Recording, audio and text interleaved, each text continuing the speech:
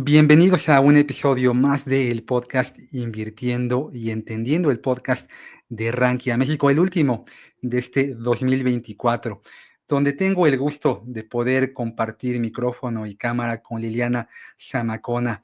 Como ella se autodenomina entrenadora financiera, una apasionada del contenido financiero, con quien vamos a descubrir los conceptos, los consejos que ella nos dará para poder tener una mejor gestión patrimonial. Bienvenidos.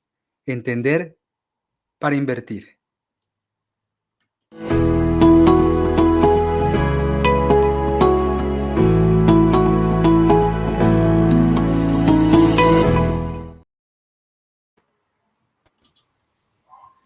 Bienvenida, bienvenida Liliana, ¿cómo estás? Hola Edgar, muy bien, muchísimas gracias por la invitación y pues muchísimas gracias también a los que nos escuchan. Agradecemos profundamente que estén acá con nosotros y pues esperamos que se queden todo el capítulo por Ya acá. verás que sí, ya verás que sí. Oye, hace ratito, tras la cámara, tras el micrófono, me decías, Liliana Zamacona, entrenadora financiera, ¿dónde nació el concepto? Oye, ¿cómo fue, junto con esto, vamos a ligarlo, la primer conferencia? ¿Recuerdas que diste? ¿De qué hablaste? Fíjate que la primera conferencia no lo van a creer, pero luego fue un TEDx. Di un TEDx, yo estaba en un multinivel que siempre platico, que no gané nada más que profundo conocimiento del desarrollo personal, en los desarrollos, en los multiniveles, quien ha estado en algunos de esos, pues hay mucha parte de aprender a hablar en público, etcétera. Entonces, ahí fue cuando aprendí a hablar en público con los multiniveles. De verdad, si usted tiene un adolescente de esos que se quejan de todo y no sabe qué hacer de la vida, métalo un año en un multinivel, gran escuela. No venden nada, pero gran escuela. Pero Entonces, aprendes. pero aprendes. Entonces, ahí aprendí a hablar en público y luego una de las chicas que estaba ahí en el multinivel, que se lo voy a agradecer profundamente, me invita a dar un TEDx, porque el TEC de Monterrey de acá de Querétaro estaba este programa tenían como una materia y tenían que preparar un TED. Entonces, luego, interesantemente, mi primera conferencia fue un TEDx. Me fui luego a las grandes ligas. Sí. Luego. Oye, ¿y sobre qué hablaste? En ese entonces, muy interesante, hablaba sobre la libertad financiera, término del cual hoy ya no me identifico con ese término. Y en ese entonces hablaba de libertad financiera. En ese entonces tenía otra empresa que se llamaba Semillero Financiero. Entonces ahí hablaba de hecho, interesantemente, pues eso fue en el 2016. O sea, ya fue hace un montón. Entonces, pues hoy sí yo como que ya no creo que comparta muchas de las ideas de la Liliana de ese entonces, la verdad. Aquí entre nos. ¿En qué crees que ha evolucionado esa Liliana que dio aquella primera charla a la Liliana que hoy nos comparte a través de diferentes redes sociales contenido? Precisamente el de la libertad financiera, porque pues, yo venía con esta escuela a lo mejor de multinivel, etcétera, de buscar la libertad financiera, irte a la libertad financiera, y cambió drásticamente mi percepción de ese concepto. La entiendo desde el punto de vista de que estés holgado, que estés tranquilo, etcétera, pero la cambié totalmente a soberanía financiera, que ese sí es parte hoy de mi mensaje. Porque como que la gente, yo siempre digo, ¿no? Si estás buscando la libertad financiera es porque crees que eres esclavo del dinero, entonces por lo tanto buscas una libertad, ¿no? O sea, si estamos en esta búsqueda. Y en cambio un soberano construye su reino, un soberano construye cómo él quiere sus reglas de su vida, cómo quiere tener su ingreso. Y el soberano pues se enfrenta a más retos, ¿no? Porque es una construcción, o sea, no es como que alguien te va a dar la libertad, como mucha gente la vende y mucha gente la espera. La verdad es que no me lo dejarás mentir, o sea, cuando estamos en esta construcción de patrimonio, de soberanía, pues te caes una y otra vez, te caes una y otra vez. Entonces, en el soberano tenemos este poder, pues tal cual nuestra soberanía personal, ¿no? O sea, de ser auténticos, de estar en nuestra línea, de construir desde que nosotros somos y estar conscientes de que nos vamos a caer y levantar. Y el soberano es el que, diferencia de la libertad financiera, no tiene apego al dinero, porque el soberano sabe que él es el valioso, no el dinero. Entonces eso cambió drásticamente en estos años, sin duda. Sí, es un punto interesante, ¿no?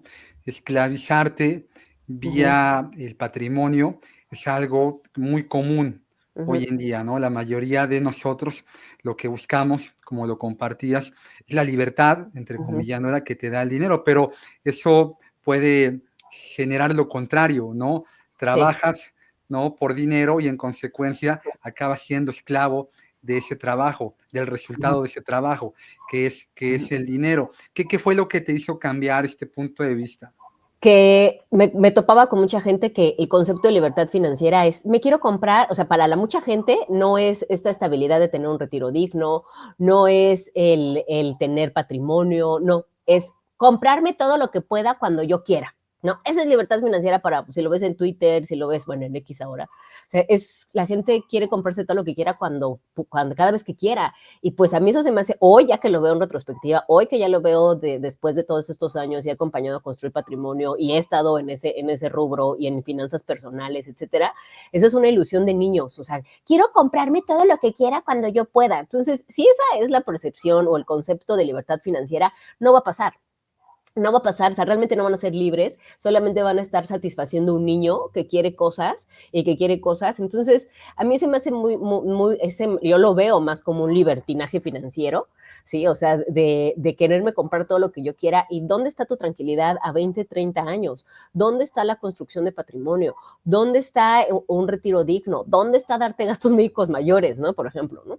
Entonces, ahí fue donde cambió mucho de que yo vea a la gente que muy limitado, o sea, la verdad es que es muy limitado el de quiero comprarme todo lo que quiera cuando yo pueda, y entonces sí lo logran hacer hoy día, pero lo logran a través de los meses sin intereses, y que ese es otro, pues, de los rubros que yo abro muchísimo, ¿no? O sea, la gente confunde estilo de vida, y mejor dicho, por tener un estilo de vida, está dispuesto a sacrificar riqueza. Entonces, ese es tal cual uno de los mensajes, porque yo he visto también a lo largo de estos años, ya tengo 13 años aproximadamente en este tema, que si a mí, y eso lo sabes tú perfecto, o sea, es que hubiera pasado si yo hubiera invertido en el 2005, ¿no? O sea, una acción de Standard Poor's, ¿dónde estaríamos, no? O si hubiera invertido $50 cada mes. Entonces, yo misma me doy cuenta lo que yo hubiera hecho si hubiera tenido esta consistencia, este trade-off, ¿no? Que yo le llamo, o sea, deja de estar comprando babosadas y cómprate un terreno, comienza, o sea, por ejemplo, que en terrenos tan baratos en Yucatán, en lados muy lejanos, ¿no? Por ejemplo, eso sí. Entonces, para mí cambió drásticamente este tema de que pues la gente nada más quiere darse un estilo de vida, o sea, realmente no va por riqueza y me preocupa, la verdad es que me preocupa. Mientras más tienes, más quieres, ¿no? Fíjate que ahí sí no tengo tema con que la gente quiera, ¿no? O sea, y que desee más, ¿no? O sea, porque pues finalmente es rico tener cosas, ¿no? Es rico tener mejores cosas, más cosas. Creo que aquí el tema es que el orden de los factores sí altera el producto. ¿No? O sea, si estamos buscando primero un estilo de vida, un carro, por ejemplo, se los digo mucho a mis alumnos, ¿no? ¿Cuánto dinero se gastan en la mixiología actualmente? ¿No? Estaba yo, por ejemplo, en el súper hace como un año, y empecé, ya sabes, entré, y una cerveza artesanal, un betún verde que iba a comprar, o sea, pura estupidez, ¿no? Que realmente no era algo necesario. Cuando volteé a ver mi carrito, cuento y son como, eran 800, 900 pesos, ¿no? Lo que llevaba de pura cosa que no necesitaba, como $50, $40 aproximadamente. Y justo en ese entonces yo estaba pagando un terreno en Yucatán de 850 pesos, que lo acabé de pagar en 4 años, o sea, ¿no? Entonces volteé y dije, ¿cuántas veces estos pequeños gastos hormiga que no le hacemos caso, sí puede ser una fracción de acción, sí puede ser la mensualidad de tu terreno, sí puede ser algo pequeñito, pero también en esta línea de la satisfacción inmediata, pues lo queremos ya, ¿no? O sea, lo queremos pronto, lo queremos ya, lo queremos en este momento. Entonces, esta invitación a hacer este trade-off de que a veces despreciamos esos $50, despreciamos esos 800 pesos, esos $100, pero así es como se va construyendo. Entonces, si yo regresara con la Liliana del pasado y le dijera, déjate de comprar estupideces, déjate de comprar, en ese entonces estaba muy de moda el Swarovski, que lo que es como ahora Pandora, que son joyería cara, pero no es joyería fina. O sea, entonces, yo gastaba un dineral a mis 22, 23 años, ¿no? Entonces, si yo lo hubiera gastado, hubiera comprado acciones, hubiera hecho cualquier cosa, pues mis resultados financieros definitivamente hoy serían diferentes. Sí, es la incapacidad que tenemos de postergar consumo, Ujú, porque el ahorro y la inversión es básicamente eso, ¿no? Estás ujú, postergando lo que hoy podría ser una joya de Swarovski por a lo mejor un seguro de gastos médicos mayores, que en su momento todos vamos a necesitar. Es que Ujú, también, ¿sabes qué pasa, Liliana? Me parece que el mexicano está poco familiarizado con esto, porque somos las primeras generaciones que nos estamos incorporando ujú, así a es. un esquema en donde el gobierno deja de ser nuestro padre, ¿no? Ujú, Que anteriormente, pues, era el que te iba a mantener hasta que te murieras, ujú, ¿no? Estas pensiones vía, el IMSS o el ISSSTE, pues, han desaparecido, ¿no? A mediados de la década de los 90, el sistema de pensiones, que era 100% público, que se transitó hacia un esquema en donde el gobierno interviene la iniciativa privada, el patrón, pero también interviene, y es donde más debe de pesar en esta ecuación, interviene el ahorro que realiza el trabajador, que realiza el interesado. Pero no hemos descubierto todavía o no hemos tenido la capacidad de transmitir la problemática de este tema que va a impactar a mucha, a toda la población, ¿no? México es un país todavía joven, pero esta pirámide poblacional pues, se va a transformar, se va a invertir. así es. Estas familias, Liliana, que tenían 4, 5, más que una cantidad de hijos, ¿no? O sea, seguramente quienes nos escuchan, quienes nos ven, pues si no son de familia numerosa, conocerán a familias que eran muy prolíficas. Ujú, Hoy ya no. ujú, Hoy bueno, a veces a lo mejor ya ni siquiera acaba uno con pareja, ¿no? Ya ujú, olvídate si tienen un hijo o dos. Entonces, esta idiosincrasia pues, tiene que transformarse muy rápido. Es una bomba de tiempo. Hace ujú, no mucho yo veía, Liliana, una encuesta que me llamó mucho la atención, en donde casi el 40% de los encuestados en México respondían, adultos jóvenes, respondían que en la etapa final de su vida ellos esperaban que los mantuviera su familia, Dios. ¿no? Ajá, es un problema, ¿no? Ujú. Es un problema que está aquí adentro, ¿no? Lo que tenemos que hacer es cambiarnos el chip. Cultural también. Sí, es cultural, ¿no? Ujú. ¿Tú qué opinas? O sea, Sí, sí totalmente. es algo incorporado en Sí. nuestros hábitos, ¿verdad? Está totalmente cultural. Tengo un curso de finanzas en la UNAM y justamente estábamos platicando, o sea, les platicaba del ahorro y me puse a estudiar, que ya lo sabía, pero se me había olvidado, que por ejemplo hay países que por cultura ahorran el 30%, ¿no? O sea, es cultural que ahorren, o sea, que ya se quitan este dolor, o sea, tú le dices a todo mexicano que ahorre el 30% y te manda al carajo, ¿no? Pero, o sea, China, por ejemplo, el 30%, o sea, los Países Bajos 30%, o sea, es cultural que traen este tema, ¿no? Esa es la primera, la cultura del ahorro. La segunda es de que los latinos y sobre todo México nos encanta andar de madre ardiendo, sosteniendo y lo que yo le llamo perpetuar irresponsabilidades financieras y andar manteniendo a todos. Y si a ti te va bien, pues ayúdale a todos, a tu hermana, ve, ayúdale con tus sobrinos, ¿no? Y le acabas pagando la escuela a tus sobrinos, quién sabe cuántos años. Entonces, sea aval de tu tío, ¿no? O sea, todavía hay un tema muy relacionado en México de que eres buen hijo, ¿no? O sea, eres buena hija si sostienes financieramente a tu hermano que es bien flojo, ¿no? O sea, o a tu papá, o a tu mamá, o a tu tío. O sea, todavía como te vinculamos mucho esa parte del amor con irresponsabilidad financiera, ¿no? Y también pues hay mucha cultura en México bien chistosa. Le platicaba también la otra vez en X que como hay nos da pena hablar de dinero, ¿no? Entonces, tan es así que a veces vamos con un plan financiero, vamos con un límite, vamos a suponer un restaurante, y vas con 15 personas más. Y entonces tú vas con tu presupuesto, entonces sabes que nada más te vas a poder echar un té y una ensalada, o sea, no más. Pero tu camarada de enfrente pide botana y una botella y a la hora de la cuenta dice, vamos a dividirnos las cuentas en partes iguales. Y nos da tanta vergüenza decir, espérame, yo me tomé nada más un té y una ensalada, ¿por qué te voy a andar pagando tu dip? ¿Por qué te voy a andar pagando tu botella? Si yo no.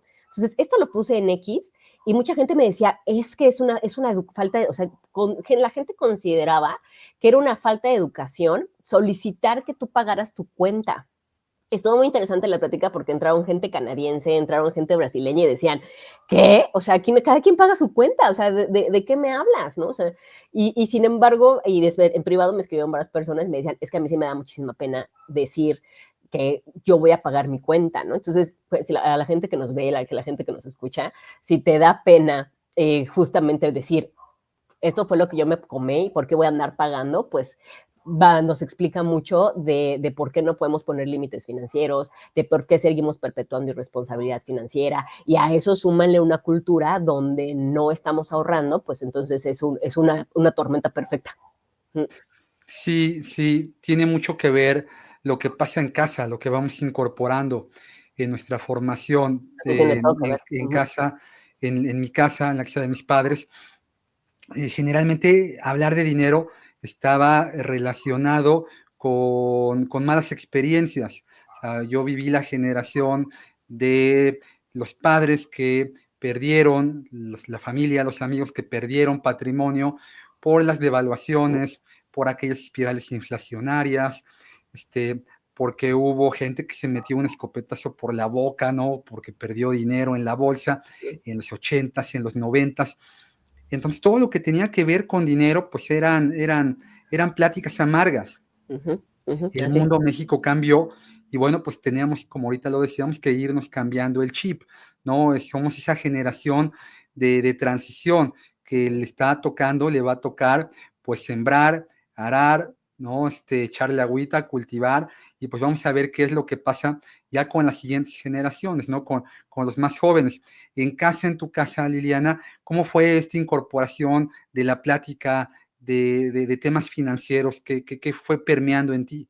No, pues la verdad es que no hubo nada, ¿no? O sea, lo que yo agradezco profundamente de la educación financiera que yo recibí es de que mi familia paterna tenían un negocio de carnitas, ¿no? O sea, de cerdo, de confit de cerdo, tan deliciosos aquí en México, y era pues un negocio familiar. Entonces, todos los domingos había que ir toda la familia a lavar platos, a hacer quesadillas, ¿no? O sea, salsa y todo.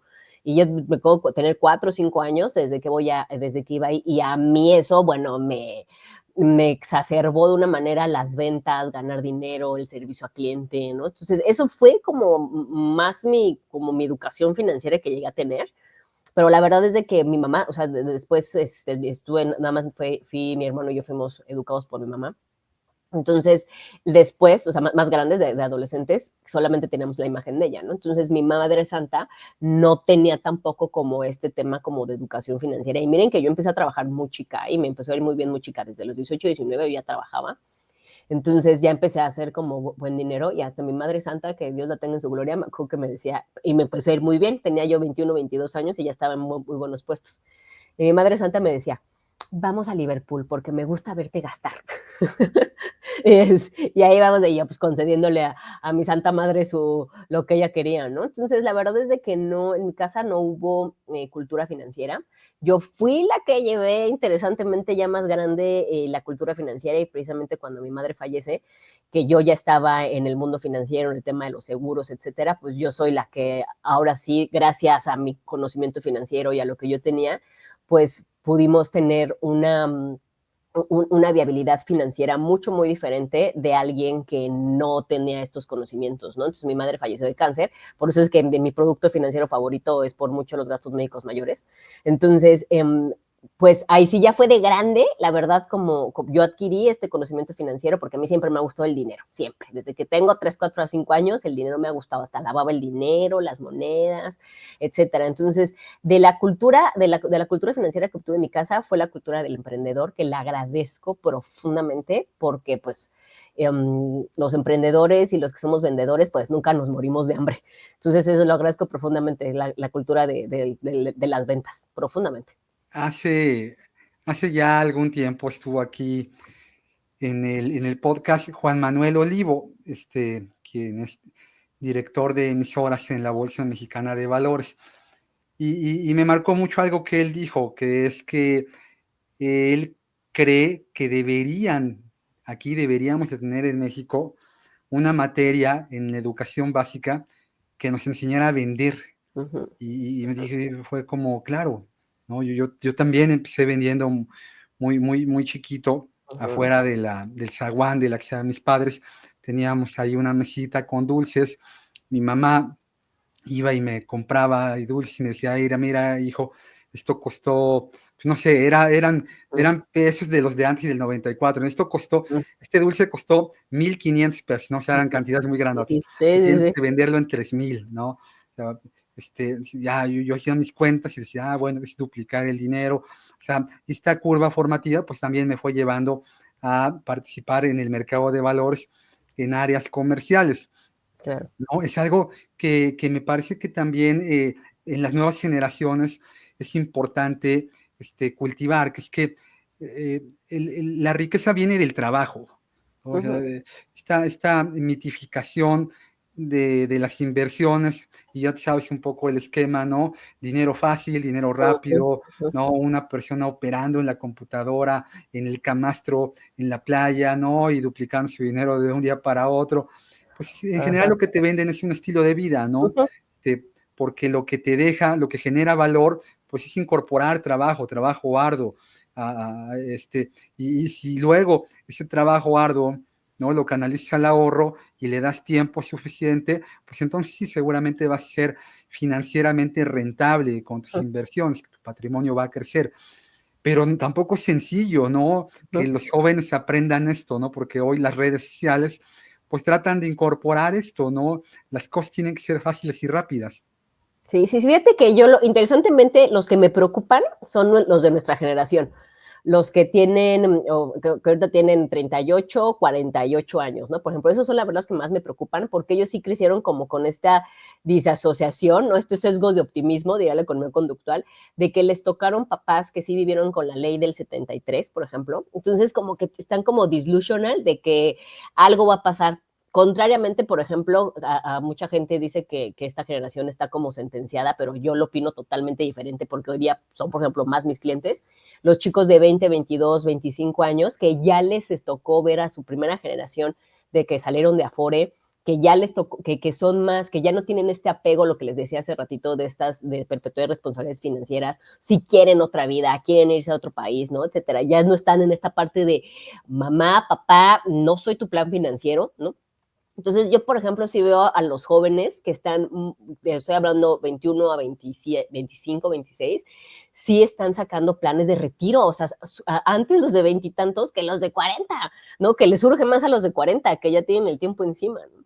Entonces, yo cine, y por eso, y también veo como que mi generación, nuestra generación, todavía se avienta la frase de yo quiero vivir de mis inversiones, ¿no? Es decir, ok, o sea, sí se puede, pero necesitas llegar, estamos hablando, necesitas vivir con tu 4% anual, entonces estamos hablando que requieres como unos 20 millones, ¿qué tal vas, no? Entonces, y en cambio, en los jóvenes sí todavía quieren esta parte yo les veo más sabiduría a los chicos de 25 para abajo y que se lo agradezco profundamente a los criptoactivos, que trajeron esta parte de curiosidad, ¿no? De cuestionar el sistema financiero, de ver cómo va, de cuestionar tal cual, ¿no? Entonces empezaron a hacer como estrategias y a mí la verdad los que me preocupan son los de nuestra rodada, o sea, los de los 40, o sea, que sí están como en un sesgo de optimismo que sus papás fueron de ley 73 y entre que tienen un tema de negación, entre que el tiempo ya se les vino encima, para mí la verdad que los que me preocupan son los de nuestra generación. Me llama la atención esto que dices, ¿no? Que los criptoactivos llegaron un poquito, pues, a ser un buscapié, Uh o -huh, gente que anteriormente, pues, no estaba interesada en esto, porque las inversiones suelen ser, tener un nicho muy limitado, ¿no? La gente que generaba contenido financiero, aquellos comentaristas que en el noticiero, en la mañana o en la noche, tenían 5 minutos para platicar cómo le ha habido al dólar, cómo le ha habido a la bolsa, qué temas, qué tópicos importantes en materia económica habían existido en el día, pues eran generalmente personas que tenían un perfil muy diferente a la mayoría de nosotros, ¿no? uh -huh, Hablaban con tecnicismos, uh -huh.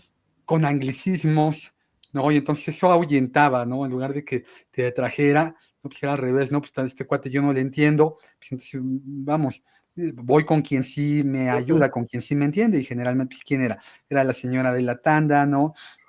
era el agiotista, ¿no? A quien le ibas a Ujú, pedir prestado dinero. ujú.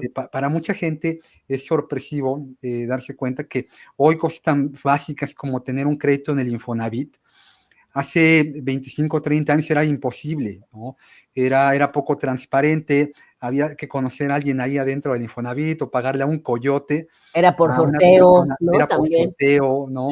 sí. Poder acceder al crédito, a un crédito para una casa. Hoy ya no, hoy hay facilidades para la gente que cotiza en el Infonavit, para créditos bancarios también, ¿no? Eh, en tu teléfono hoy ya puedes solicitar una línea de crédito personal. O sea, hay muchas herramientas que ya te permiten acceder a una gestión patrimonial más Ujú, sencilla, a diferencia ujú, de la gente, como decías, de nuestra rodada, que vivió pues, ese tránsito de una economía muy cerrada, un tipo de cambio que era mantenido por el gobierno, tasas de interés altísimas. Era imposible, ¿no? Poder pagar créditos de largo plazo con tasas de interés de 2 cifras, ¿no? Compuesto, después de 5, 10, 20, 30 años, pues ibas a pagar por una casa 20 casas, ¿no? ujú. Era muy difícil. Eso cambió, pero también, Liliana, estas facilidades que hoy existen te generan algunos riesgos, como cuáles, como que hoy más que nunca la cantidad de información financiera que hay en las redes, pues puede sesgar a quien Ujú, tiene pues, una voluntad noble en querer aprender. ujú. Hay tanto contenido, Liliana, que es muy sencillo irse por la izquierda, irse por la mala. ¿Qué, qué banderas rojas tú encontrarías en este tipo de contenido que acaba generando en lugar de pues, un bien para el inversor, para el ahorrador, para quien quiere endeudarse, lo acaba machucando? Pues a mí la vida me hizo defensiva, ¿no? O sea, de estrategias defensivas en cuanto a materia de inversión. Porque yo vi que así es la forma donde de verdad construyes patrimonio. Entonces, a mí los golpes me hicieron, es decir, pérdidas muy grandes, me hicieron ser defensiva, ¿no? Entonces, a mí son varios spoilers, o sea, varios red flags, ¿no? Por ejemplo, si el producto no está regulado, que hay hay muchos productos no regulados que pueden ser muy óptimos, pero son para niveles ya más de un perfil mucho más, no conservador, o sea, uno conservador no debería de andar en productos o en situaciones no reguladas. Eso sería como el primero. El segundo, cuando te dicen que es el mejor curso. ¿No? O sea, qué es el mejor curso, qué es la mejor información, qué es lo mejor que vas a ver, que no te van a ayudar. Eso para mí es el segundo red flag. El tercer red flag es de que vas a tener resultados mañana, ¿no? O sea, vas a tener resultados rápidos, vas a tener resultados, ¿no? O sea, la realidad es de que, por ejemplo, yo le digo a mis alumnos que, por ejemplo, ajustar un presupuesto te puede llegar a tomar 6, 7 meses, o sea, hasta un año, por ejemplo, que ya quede bien tu presupuesto. O sea, entonces, estas cosas como rápidas, la verdad es de que no. Anteriormente yo tenía este punto de vista de que vieras los resultados de las personas y ya lo tengo un poquito, no estoy tan apegada a esa frase porque hay jóvenes que no han tenido los resultados, pero que tienen una profunda sabiduría, que tienen un conocimiento muy grande y que sí pueden, o sea, que sí pueden tener, a lo mejor no la autoridad, pero sí el gusto por enseñar y por compartir sus conocimientos. Entonces, yo lo que le diría a las personas es de que ustedes deben de reconocer en qué espacio están. O sea, si están en un espacio de avaricia y quiero dinero rápido y quiero dinero ya y no sé nada, yo siempre digo que la avaricia y la ignorancia son muy, o sea, cuando van juntas, es pérdida segura, ¿no? Y no nada más pérdida de dinero, es pérdida, se hace lo que yo le llamo una herida financiera, de que ya no quiero volver a invertir nunca, ya perdí el miedo, tengo muchísimo miedo. Entonces, no nada más es lo que pierdes ese dinero, es el dinero que dejas de invertir después porque tienes miedo a esta situación. Entonces, esos serán como mis red flags. Si les dicen que les van a dar resultados rápido, tengo mis dudas. Si les dicen también que van a tener, que es el mejor curso, también tengo mis dudas. Sí, y que si les dicen a mí, o sea, esa es totalmente mi recomendación. A mí cuando me dicen que hay un rendimiento arriba del 30%, um, ya, o sea, un 3% mensual, tengo mis dudas. O sea, no quiere decir que no exista, pero quiere decir que si tú eres novato, no te metas por ahí, porque si es meterte como a la cueva o sea, a la cueva del lobo y puedes salir bastante perjudicado. Sí, creo que en materia de dinero, eh, no es malo confiar, pero es Ujú, mejor desconfiar, ¿no? Hace ratito hablabas de algo que me gustó, ¿no? O sea, está, ese concepto de la prudencia. Te paga en cualquier ámbito en la vida, ¿no? Ser prudente, ser reflexivo en cualquier decisión financiera que vas a tomar. Alguien por ahí decía, si dudas, es un no. ¿No? Siempre tenemos así como el ujú, angelito, ¿no? El ujú. lado derecho, aquí arriba de nuestro hombro, del lado izquierdo está el diablito, ¿no? Entonces cada uno te está hablando, ¿no? Entonces, cuando tú dudas, lo Eso ideal es. es reflexionar, la cabeza fría. O sea, las decisiones financieras se deben de tomar siempre al margen de la oferta, ¿no? Que sea para lo que sirve, ¿no? O sea, cuando uno ve estos anuncios, acabamos de pasar, por ejemplo, por el Buen Fin, no hace mucho, Ujú, ¿no? Entonces, pues ahí te dice, no, es que esta oferta solo el día de hoy, más por ahí te llega hasta el mensaje, los próximos 15 minutos, es para ti, entonces la tienes que aprovechar. Y tú dices, hijo, pues si no lo hago ahora, ya nunca lo voy a hacer, ¿no? Bueno, pues es que está este tipo de ofertas que te orillan, lo que buscan es eso, ¿no? Que no tengas la capacidad de reflexionar. Cuando uno invierte, me parece que lo ujú, más importante para poder tomar una buena decisión es hacer un ejercicio de introspección, ¿no? Está alineado a mis objetivos, a mi horizonte temporal, a mi capacidad de poder aceptar riesgo, al objetivo para el que yo estoy invirtiendo, etcétera, etcétera. Y bueno, eso no se hace en un momento. En pareja, de hecho, me ujú. parece que también es muy importante, ¿no? Poder conversar con nuestra esposa, con nuestro novio, con quien estamos tomando decisiones patrimoniales y esto pues va a permitir, dos cabezas piensan mejor que una, ¿no? Y es algo que también creo que al mexicano le hace falta, ¿no? Generalmente el que gana el dinero, quien lo gana es quien acaba tomando la decisión, pero pues el dinero al final es de la casa, ¿no? No vive solo. Me parece que también hay algo importante, ¿verdad?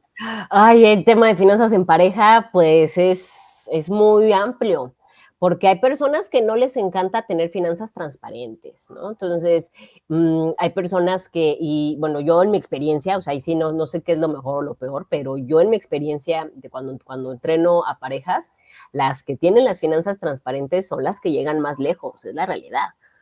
Entonces, pero aquí en tema de finanzas de pareja, sí, sí es bien diferente, porque a veces también, por ejemplo, ¿no? Cuando tenemos un cónyuge que va por estilo de vida y no va por riqueza, vamos a tener un tema.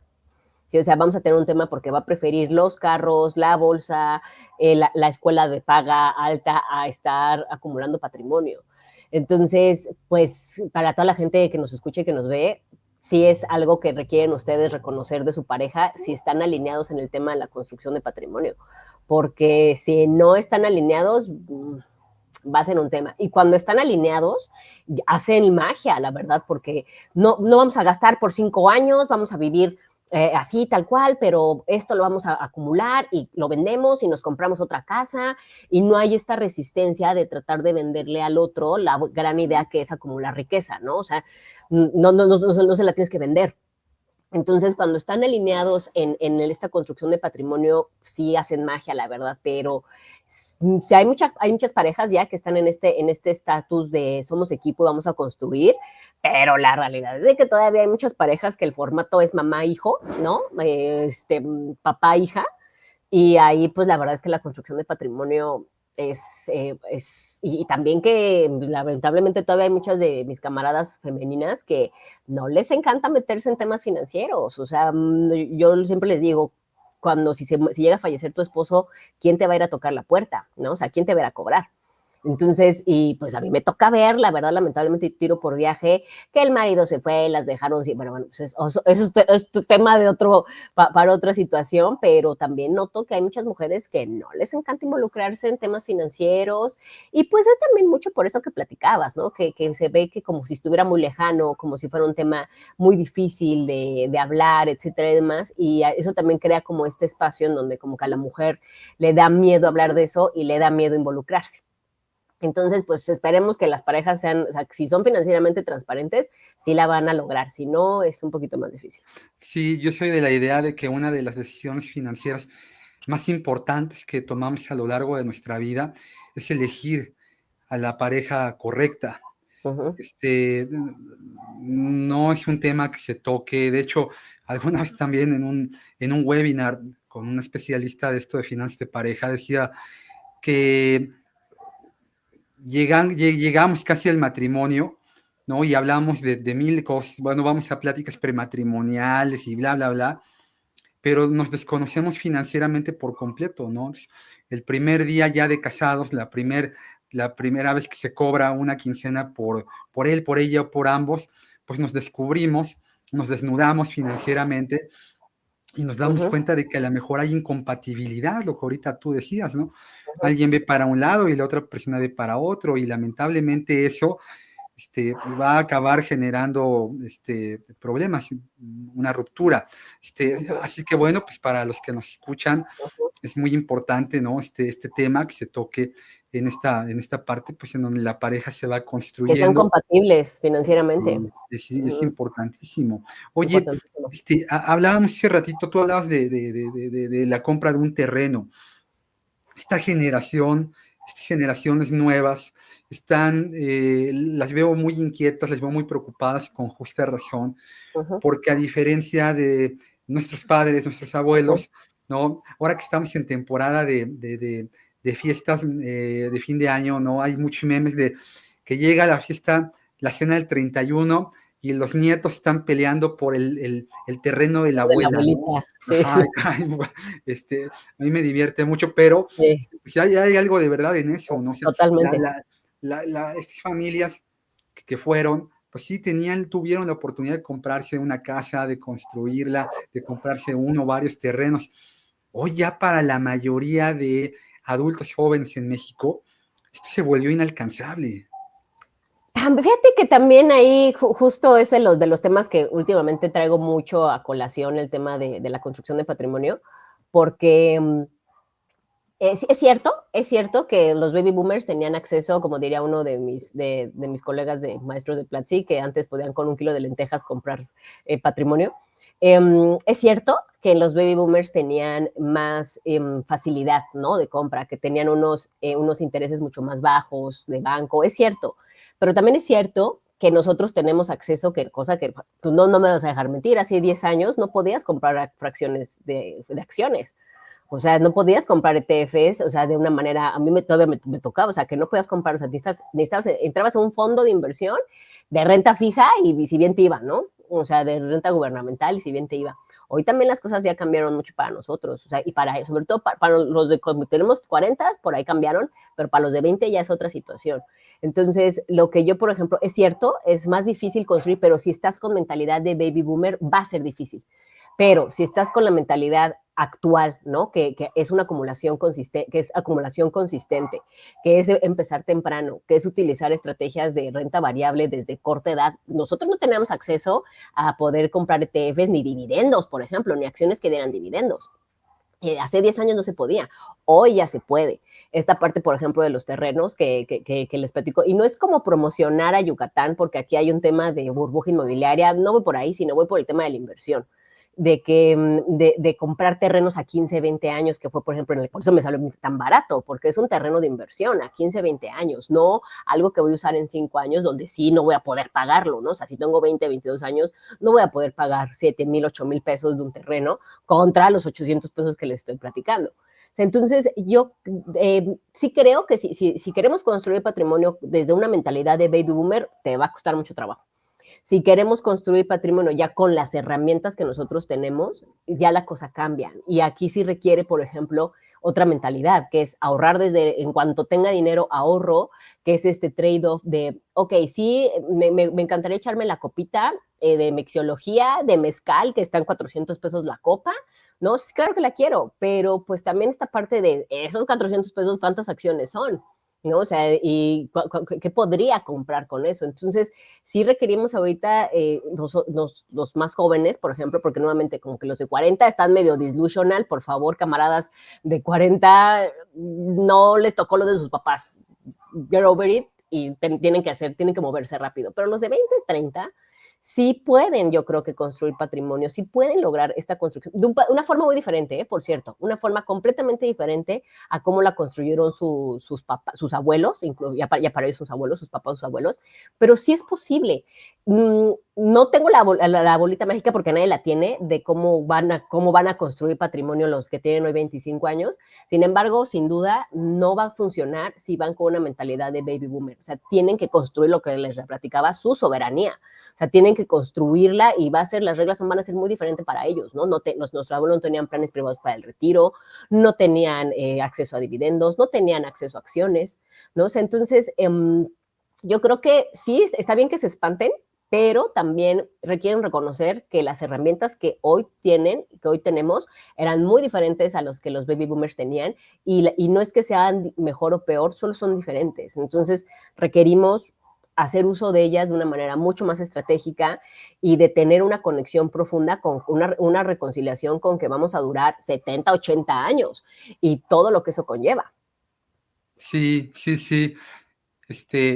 Tú y yo a principios del siglo pasado ya estaríamos muertos. El mexicano, la mexicana vivían en promedio 45 años. Esto pues ha cambiado y va a seguir cambiando. Vamos a ser cada vez más longevos y en consecuencia nuestra generación de patrimonio tiene que enfocarse a periodos, a plazos mucho más largos. Ahorita tú lo ejemplificabas muy bien, ¿no? O sea, este terreno es una inversión a décadas. El tema, pues, lo que decíamos hace rato, ¿no? Es postergar consumo. Y retomo algo que me llamó hace rato la atención. Decías, me caigo, me levanto, me caigo, me levanto.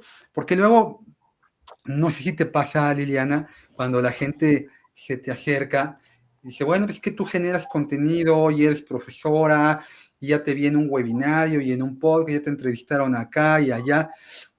Pues únicamente buenas decisiones, seguramente, ¿verdad? Nunca has metido la pata, pero lo que a lo mejor no se dan cuenta es que estos errores que cometemos, pues nos han hecho más fuertes. Hace ratito, un concepto que me llamó la atención, esto de cicatriz que me encanta la idea, ¿no? En la Grecia de los clásicos, de estas guerras que existían, ¿no? Las heridas eran bien vistas, ¿no? Un guerrero que mostraba sus heridas, sus cicatrices, hablaba de que había sido alguien que había estado en batalla, que había sido herido y que había tenido la capacidad de sobrevivir. Entonces, el que tú digas, me caí, me levanté, se habla bien de ti. Platícanos un poquito qué caídas fueron las que te hicieron mejor gestora patrimonial. Pues una caída muy, muy profunda de la que ya puedo hablar, de hecho, porque por años no pude hablar sobre ella. Yo intermediaba estos productos no regulados y pues yo era como un family office. Entonces llevaba muchos años gestionando, etcétera y demás, pero ahí fue cuando fue la transición de los brokers, de los productos offshore, ¿no? Que empezaron como a salir, como a salir y pues entre la avaricia de mis clientes, ¿no? O sea, el que queremos más rendimiento y desde este espacio, pues quererles dar gusto a los clientes, ¿no? O sea, etcétera. Pues esa, por ejemplo, fue una de las pérdidas más grandes que yo tuve con mis clientes, ¿no? O sea, entonces, ya sé lo que es perder unas grandes cantidades, que fue un golpe sumamente duro para mí. ¿Será dinero tuyo o dinero de tus De clientes los o dos, ambos? de los dos míos, de mi mamá, de mi familia, o sea, etcétera, de todos, o sea, porque yo era ejecutiva de ese lugar, ¿no? O sea, entonces, afortunadamente era ejecutiva, o sea, dentro de todo yo era ejecutiva.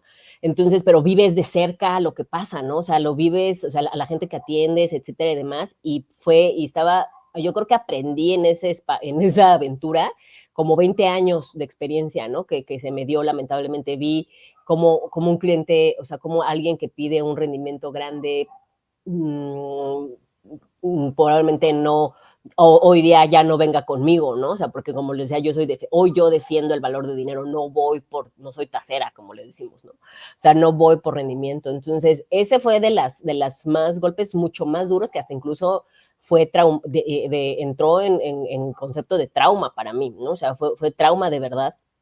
fue sumamente doloroso. Eso me hizo que no fuera patrimonial, me fuera del mundo de las inversiones 5 o 6 años. O sea, por eso sí sé cuando son estas heridas tan profundas que no vuelves a regresar al campo de batalla.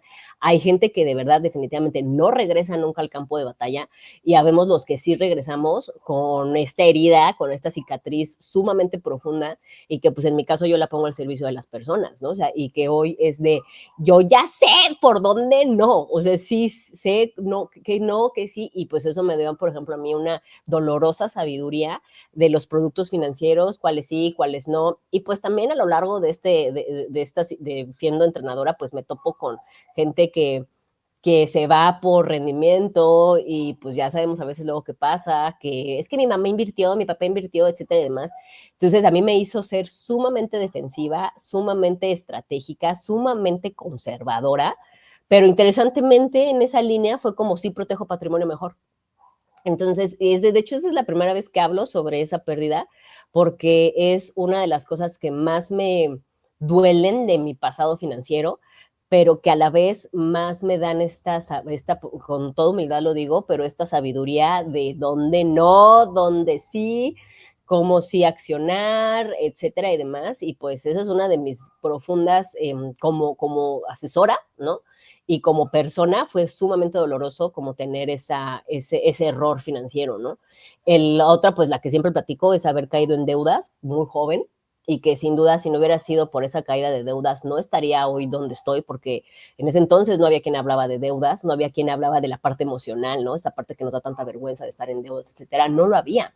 Entonces, el yo tener esta historia también de deudas, no una, dos veces, fue lo que a mí me da. Entonces, la verdad es que estoy muy herida financieramente, la realidad es de que sí, o sea, por eso yo estoy tan enfocada en la parte de finanzas humanistas, porque yo ahí sí no tengo ningún empacho en decir y de reconocer con toda humildad que yo soy mi primer conejillo de indias, o sea, yo estoy en esta línea de inversiones y de finanzas personales porque tengo mucho que sanar, porque he perdido mucho dinero en inversiones, o sea, en esta que les platico, por ejemplo, ¿no? O sea, me fue lo que yo tenía de patrimonio, y me reconozco en esta avaricia, ¿no? O sea, de este rendimiento.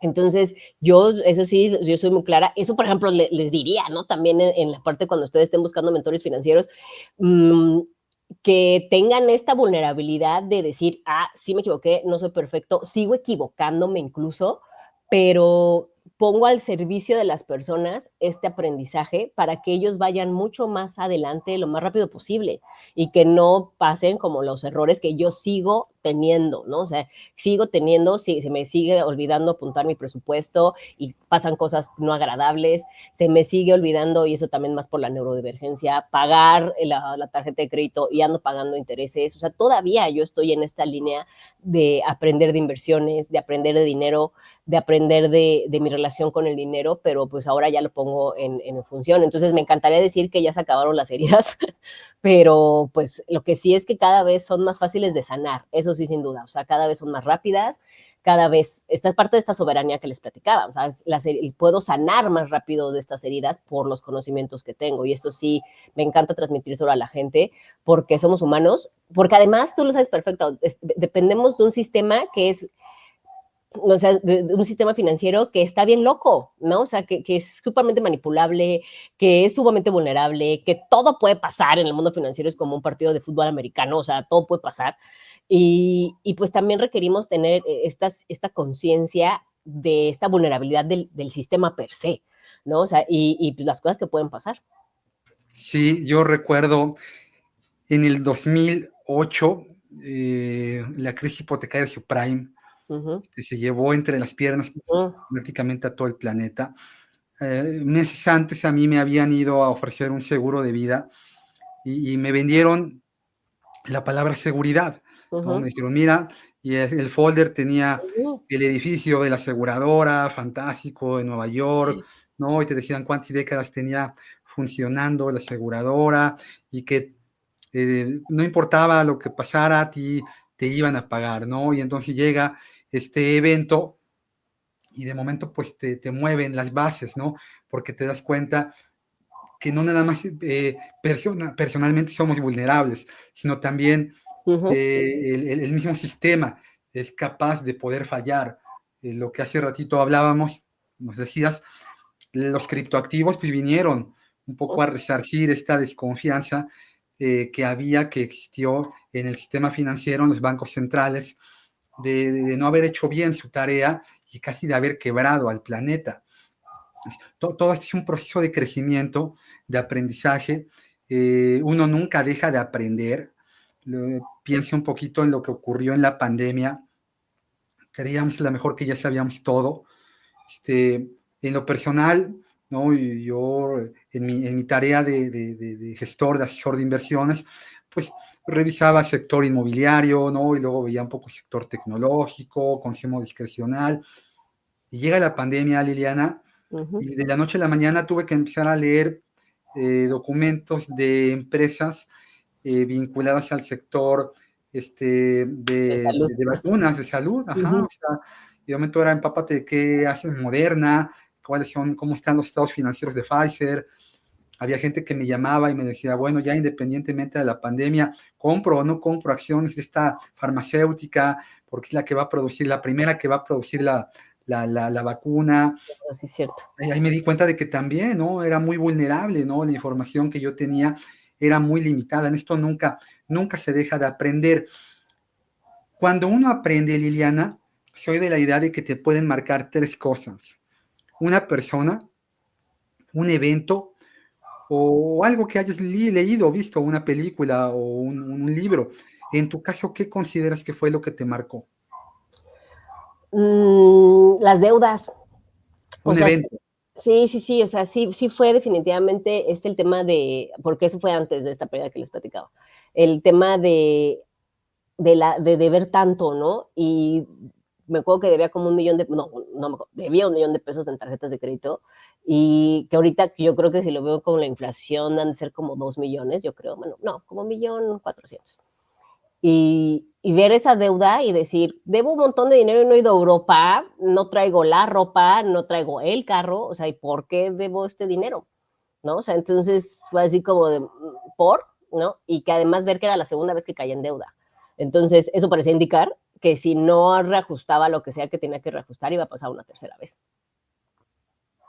Ya. Sí, sí, Uh-huh. sí. Además te pasó muy joven, Uh-huh. ¿no?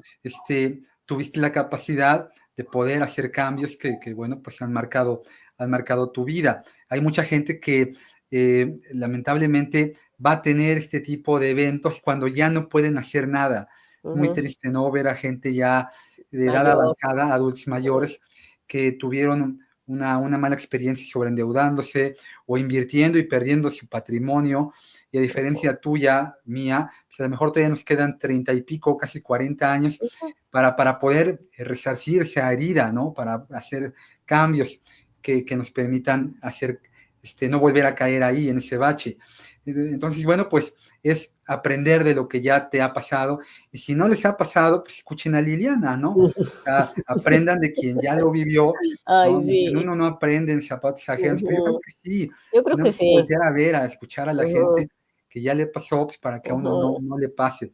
Oye, y en materia de lectura, ¿qué libros nos compartirías que fueron importantes en tu formación como financiera?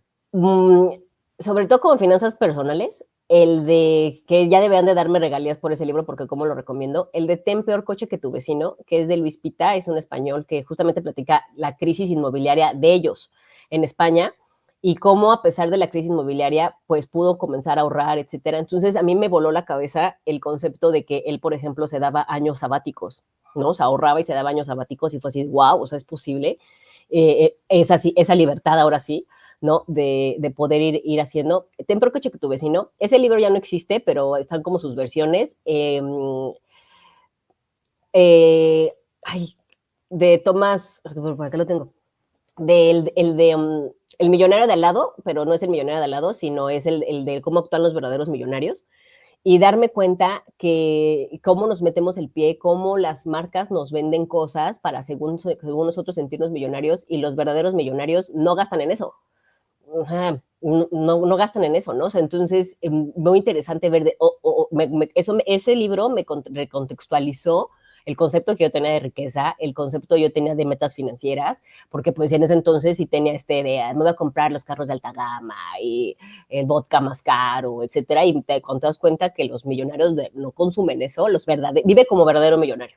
De Thomas, de Thomas del PhD Thomas, se me olvidó el nombre, pero bueno, Vive como verdadero millonario, ya no existe ese libro, pero todavía pueden encontrar El millonario adolado, etcétera, y demás, que su hija continúa con esta parte de la educación, y te das cuenta que te ven la cara, te das cuenta, me sentí tan idiota, tan estúpida, la verdad, del sistema, o sea, de que yo persiguiendo marcas caras, etcétera, y demás, iba resultando que los verdaderos millonarios, es decir, los que sí tienen $1 millón acumulados, no gastan en esto, ¿no? Y también otra gran sorpresa fue porque este estudio lo hacen del IRS, o sea, de la Hacienda de Estados Unidos, y quiénes son los verdaderos millonarios, ni eran ni los médicos, ni los abogados, ni los asesores financieros. O sea, esas camaradas traían $70,000. ¿Cómo? No, es que he estado ahorrando mi camino. A ver, dime a qué me tuve que haber dedicado. Maestros, ingenieros y pues gente que no gasta tanto, ¿no? O sea, que sobre todo por ejemplo, un ejemplo que ponían es de que por qué si eres financiero te andas comprando una camioneta de carga,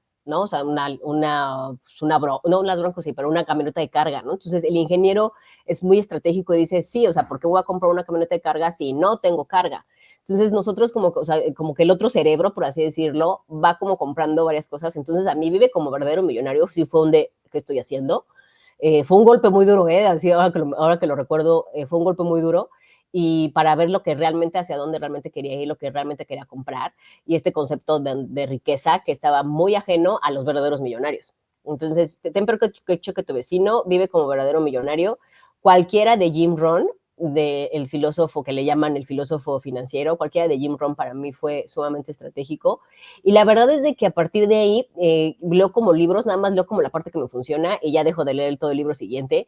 Entonces, a partir de ahí ya se volvieron como muchos bloques de cuáles son como los libros. A tu libro lo estoy disfrutando muchísimo, por cierto, porque tiene otra vez refrescarme al de, claro, ¿no? O sea, es cierto, ¿no? O sea, volver como al back to basics, que pues regresé hace un año, a 2 años al tema patrimonial. Entonces sí fue así como, claro, es cierto, ¿no? O sea, regresar como a esta parte a lo básico. Entonces lo estoy disfrutando horriblemente tu libro también, porque ya se me había olvidado muchas cosas que yo daba como por sentado en el tema como de educación. Entonces lo he disfrutado bastante. En materia de finanzas, pues, o sea, fue en materia de finanzas esos, ¿no? O sea, lo que me ha servido mucho también para mi orden financiero son las agendas financieras. Cuando Pequeño Cerdo Capitalista lanzó su agenda, fue para mí muy bueno esta reestructura. Ahorita ya hay muchas, pero, por ejemplo, si están en este camino, las agendas financieras son gran alianza. Sí, cierto. A la gente no le gusta mucho, de Dave Ramsey, con la transformación total de su dinero. Dave es muy duro, pero es de los primeros embajadores de las finanzas personales, y ese libro lo encuentran en todos lados, y es Back to Basics, que a la gente no le gusta tanto, como que sí quieren tener una respuesta como mágica, pero la realidad es de que sí tienen que ordenar, sí tienen que clarificar, sí tienen que ser consistentes, apuntar sus gastos, sí lo tienen que hacer, ¿no? Entonces, no va a funcionar ningún libro mágico si no van a lo básico, que es controlar tus gastos hormiga, por ejemplo. Sí, sí, sí, sí, creo que es importante porque la gente cree que leyendo un libro van a cambiar su vida, ¿no? Eso pues meramente es algo introductorio. Te Uh-huh, están diciendo qué hacer, luego tú lo tienes que incorporar porque uh-huh, unas finanzas saludables están basadas en buenos hábitos. uh-huh, O sea, de nada sirve que te veas un menú que te dio la nutrióloga, pues eso no te va a bajar de peso, ¿no? Lo que te va a bajar de peso es incorporarlo en tu desayuno, en tu comida, en tu cena, restringir esas cosas que te hacen daño, hacer ejercicio. Eso no pasa tampoco de la noche a la mañana, ¿no? Los buenos hábitos se hacen siempre, todos los días, ¿no? uh-huh, De lo contrario, pues no es un hábito. Si lo hacemos uh-huh, hoy y mañana tal vez, y en una semana no, y luego regresamos, eso no es un hábito, ¿no? Hábito es siempre. La gente ahí a lo mejor se desilusiona un poco, ¿no? No hay fórmulas mágicas para poder construir riqueza de forma sostenida, de forma responsable, de forma consistente. El buen inversionista, el buen gestor, siempre hace bien su chamba, y uh-huh, cuando las cosas no salen bien, pues son una divergencia en todo lo que hiciste de forma correcta, ¿no? Puede pasar durante la pandemia, acciones, índices que habían pagado bien históricamente, pues tuvieron retrocesos de mucho dinero, de decenas de puntos porcentuales, de cientos de puntos base, pero al final todo regresa a la media, ¿no? Entonces, esto también nos enseña que en el camino nos vamos a encontrar muchas piedras, el camino es cuesta arriba, el camino no es fácil, pero siempre buscando gente responsable como tú, Liliana, que les pueda dar acompañamiento, pues vamos a poder hacer el camino mucho más sencillo. Para ir acabando, Liliana, compártenos dónde te pueden encontrar la gente que te ha escuchado, dónde puede revisar tu contenido y contactarte. Pues me pueden encontrar en Instagram, estoy como @lachinafinanciera. Si para los que no nos ven, tengo el cabello muy rizado, entonces eso es parte de mi marca personal y además me he ahorrado un dineral siendo rizada. Entonces me pueden encontrar en Instagram como @lachinafinanciera. En Instagram estoy como, que diga, no, en X estoy como China Financiera sin la. Y en LinkedIn me pueden encontrar como Liliana Zamacona y ahí con todo gusto pueden ver lo que es mi contenido, los productos que tengo. No estoy muy especializada en deuda, prefiero salir de deudas, como se los podrá imaginar, en finanzas para neurodivergentes, porque soy autista y tengo trastorno de atención, y en construcción de patrimonio, y pues ahí pueden ver perfectamente todos estos asuntos. Increíble, increíble. Y ya para concluir, porque se está acabando el año y está empezando uno nuevo, danos algo, un consejo, un tip, no de lo que debe de Uh hacer -huh. alguien en materia financiera, Ok. de lo que no deben de hacer. Ok, no se den por vencidos con ustedes mismos, ¿no? O sea, hace ratito platicábamos por ejemplo, que el presupuesto te tardas de 6 a 8 meses en que quede. Entonces yo lo veo con mis alumnos que es así de, ya no apunté mis gastos los 2 meses, ya no lo voy a hacer. Y se apagan, se dan por vencidos y no avanzan. Entonces, construir un hábito financiero les va a tomar 3, 4 años, o sea, cambiar una identidad de ser esta persona ordenada. Entonces, lo que les diré es que no se den por vencidos de ustedes mismos, vuelvan a intentar, vuelvan a apuntar a sus gastos fijos, vuelvan otra vez a sentarse a hacer un presupuesto. Algún día ya va a ser parte de ustedes. Entonces, mi consejo sería que no se den por vencidos. Pues extraordinario consejo. Uh -huh. Aquí han dado muchos, pero este es uno que no habían dicho y que me parece que hay que incorporar ya a Uh -huh. nuestra vida cotidiana, a nuestra generación de riqueza, a nuestra construcción de patrimonio. Liliana, gracias. Con todo Rankia gusto. es y siempre será tu casa. Gracias, gracias, gracias, muy amable, gracias. Muy bien, pues ha sido un episodio más del podcast Invirtiendo y Entendiendo. Les pido que le den un pulgar arriba, que compartan este contenido para que más personas con los mismos intereses puedan acceder a él. Les deseo que tengan felices inversiones, feliz año nuevo, felices fiestas. Hasta pronto.